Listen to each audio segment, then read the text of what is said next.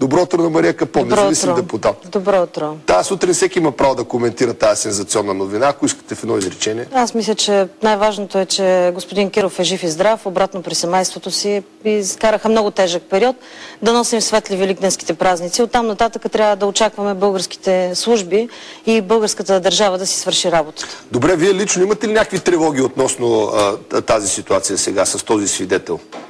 Че един умря там преди известно време. Категорично, по закон, пак се казва, трябва, по закон проблемите са големи, защото в България няма истинско пазене на свидетелите, но както се казва, трябва да оставим в момента службите да си свършат работа и се надяваме този път да има развръзка, господин Бареков. Това е най-важно. Този ангажимент поети от Роман Василев и от неговия началник, екипа и Кокинов и така нататък, няма да стане това, което стана преди.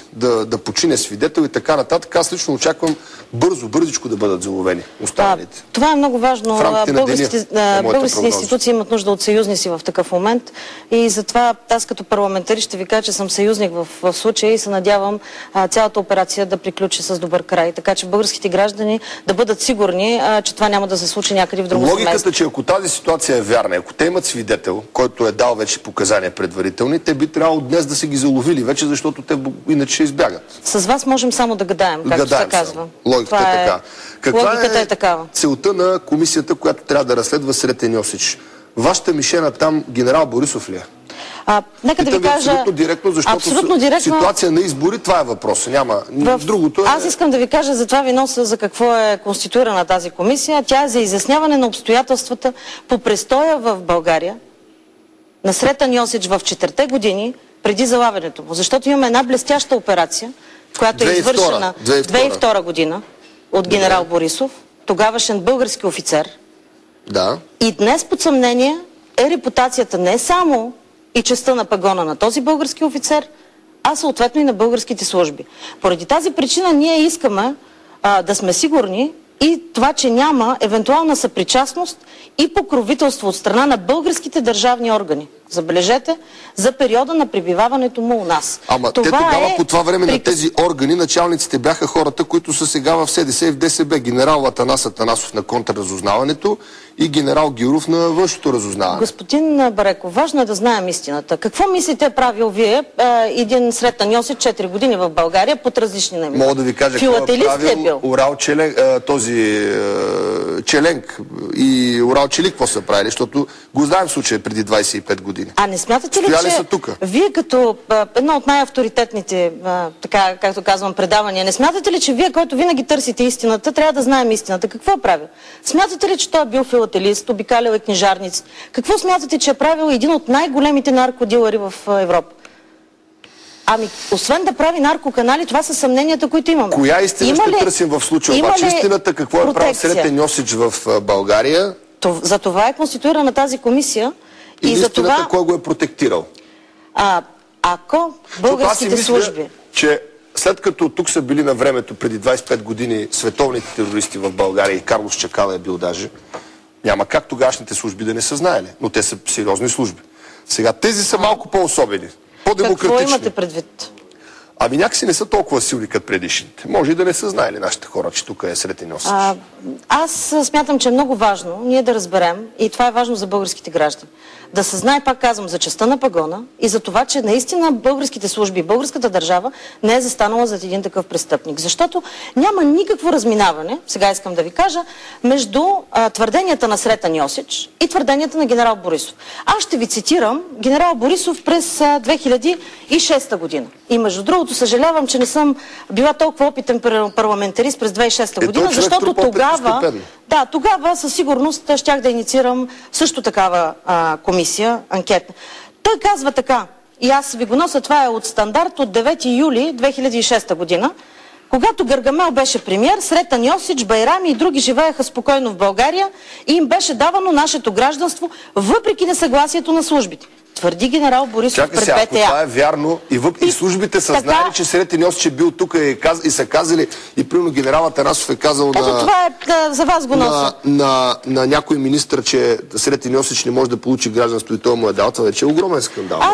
Нека да ви кажа, това е на база на едно питане на моя колега Антонела Понева, едно изказване на генерал Борисов. Всъщност какво казва Сретен Йосич? Той казва това, и което преди дни господин Борисов каза за холандската прокуратура, която твърдява, че в България години наред е имало искане да бъде заловен Сретен Йосич, а никой не го е правил. Тоест, отново нямаме разминаване. Може да се окаже, че целта на вашата комисия да се научи истината може да торпилира не генерал Борисов, а неговите потенциални коалиционни партньори. И сега нека да видим, има ли значение кой е торпилиран. Ако някой в такова време...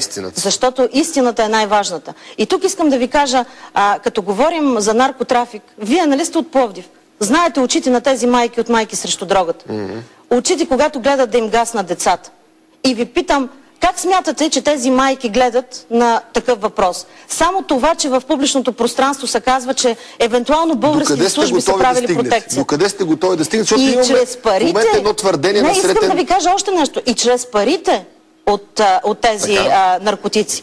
Най-вероятно българските олигарси в този период са правили с пари на гърба на нашите деца. Ето това, говорим за югоембарго, може би. Има едно твърдение на Сретен Йосич, направено в Белград. Сега твърдят, тук има едно разследване на колегата Коритаров, така, че наистина, че го е казал това в съда. Вие като комисия, докъде може ние имаме комисия, която е в рамките на... да се срещате с Сретен Йосич? Нека да кажа, в рамките на 3 седмици, преди предизборната кампания, както обичате да кажете,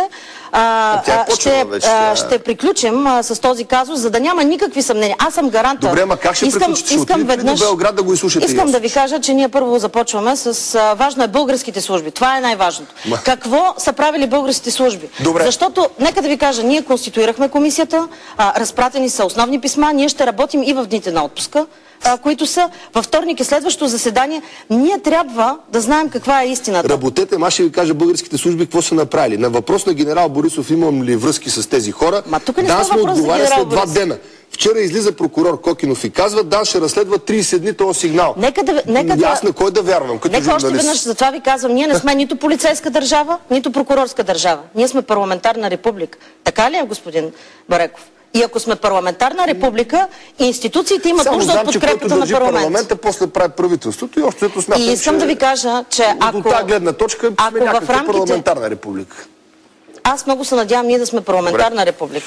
И затова е важно да го направим. Ще стигнете ли до Сретен Йосич? Ще го изслушате ли и него? Или само ще разчитате на данните? Това, което ние трябва да направим, е да видим дали българската държава и българските служби, заради честта на пагона и честта на България, дали те са били замесени, дали са имали данни и дали са реагирали. Добре. Защото, както се казва, през парите на олигарсите не е достатъчно само да правиш класация, а да знаеш кои от тях, чрез наркотрафиканти, чрез, може би, служби, и това са въпросите, на които ние трябва да отговорим, за да знаем истината. Добре. За да знаем истината като граждани. Благодаря. И аз надявам ви да сте наш съюзник. Благодаря. Ще видим дали ще бъда ваш съюзник. Времето ще покаже. За истината винаги. Сега влиза в студиото.